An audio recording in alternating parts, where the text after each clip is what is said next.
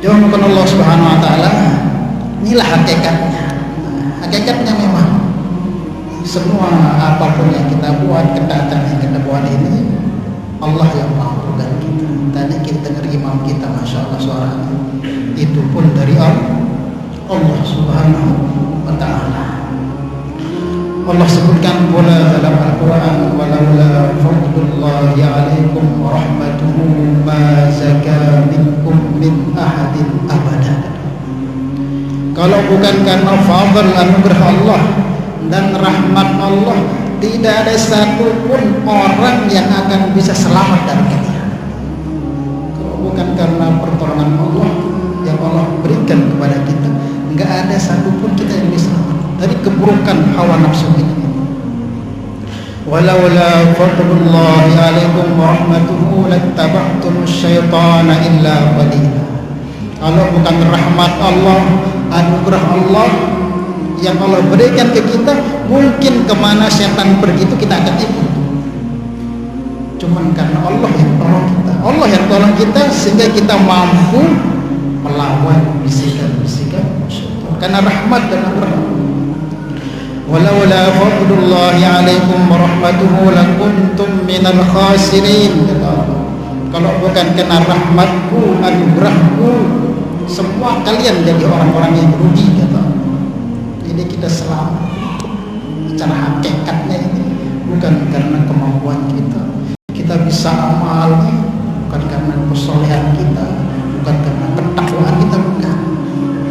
Karena murni kita ditolong oleh Allah Subhanahu wa taala. Harus mantap dalam hati kita.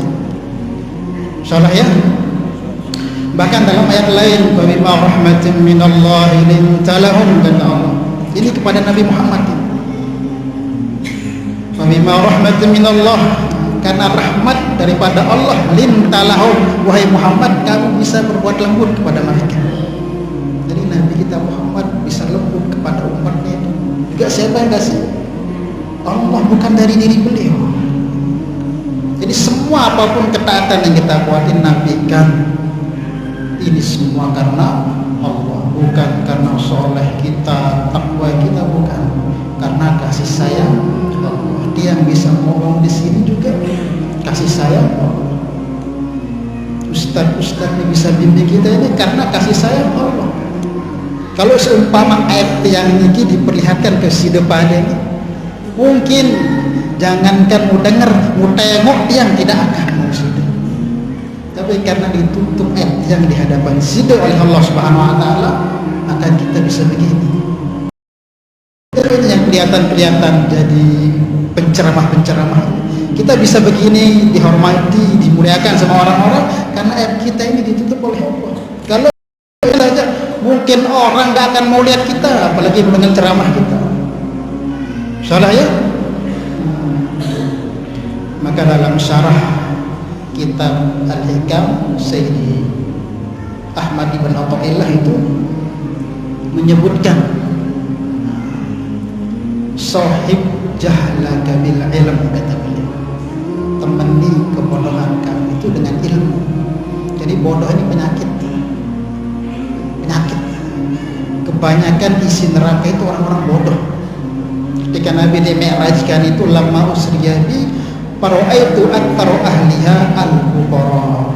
Ketika aku dimi'rajkan oleh Allah, kebanyakan kulihat, kata Nabi, isi neraka itu kebanyakan orang-orang fakir. Para sahabat ini dengar nasihat Nabi ini bingung. Ya Rasulullah, masa dengan fakir lu di neraka, sementara dengan fakir itu 500 tahun lebih dahulu masuk surga ketimbang orang kaya. Tapi kok orang fakir banyak di neraka? Aminal mal. Salah seorang sahabat bertanya, Rasulullah, apa karena harta? Fakir harta dia banyak di neraka? Minal ilm, karena fakir ilmu. Di saat orang bodoh, tidak ngerti ilmu, khususnya ilmu agama, maka dia buat amal yang tidak sesuai dengan aturan, sehingga apa? Walaupun buat amal, tapi amalnya mudah ditolak oleh Allah Subhanahu wa taala. Maka temani kebodohan kamu itu bil ilm, dengan ilmu. Apakah sudah punya ilmu selamat? Selamat? Hah?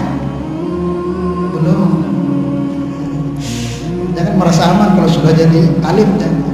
Wasahib ilmaka bil amal, barengi ilmu kamu itu dengan amal, karena janji Allah dalam Al-Quran itu akan diberi dengan dibarengi amal ilmu. Innal ladzina amanu wa amilus sholihat, wa apanya itu wa amilus sholihat, baru ada janji jannah, janji macam-macam Allah berikan. Maka enggak cukup ilmu saja, tapi barengi setiap ilmu kita ini dengan amal. Kemudian yang kedua, apakah sudah punya ilmu, sudah beramal, selamat? Selamat? Belum kembali. Wasahib amalaka bil ikhlas. Kemudian barengi setiap amal yang kamu buat ini dengan ikhlas, murni karena Allah Subhanahu wa ta'ala. Jangan niat yang lain-lain, ingin perhatian manusia, ingin macam-macam, jangan. Ikhlas murni karena Allah Subhanahu wa ta'ala. Kemudian apa, sudah ikhlas selamat? Selamat? Oh, ikhlas selamat? Hah? Jik selamat Jik? Selamat? Wah, ikhlas? Belum.